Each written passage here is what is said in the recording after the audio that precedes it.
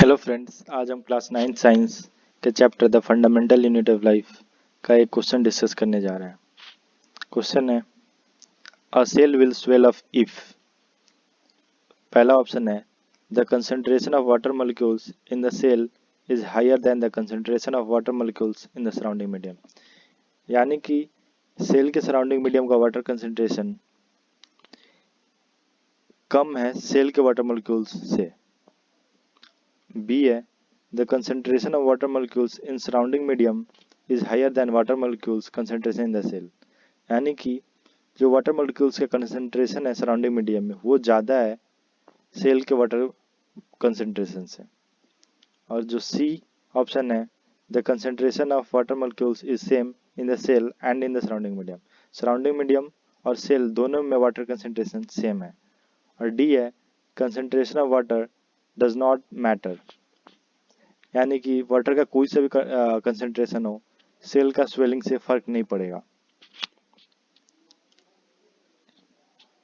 जो ये क्वेश्चन है वो ऑस्मोसिस के कॉन्सेप्ट पे बेस्ड है, इसलिए चलिए हम ऑस्मोसिस का डेफिनेशन जान लेते हैं।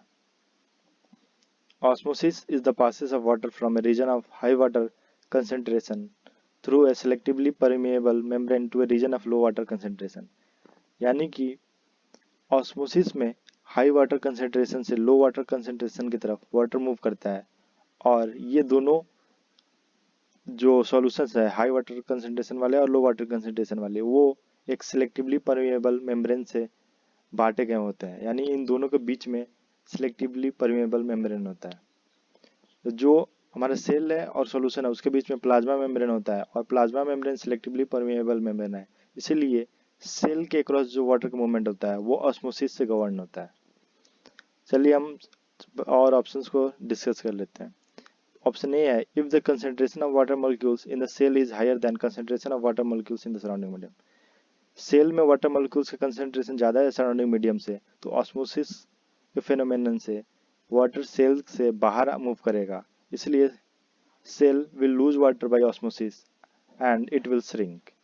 और सेल श्रिंक कर जाएगा, सिकुड़ जाएगा। तो ए ऑप्शन गलत हो गया।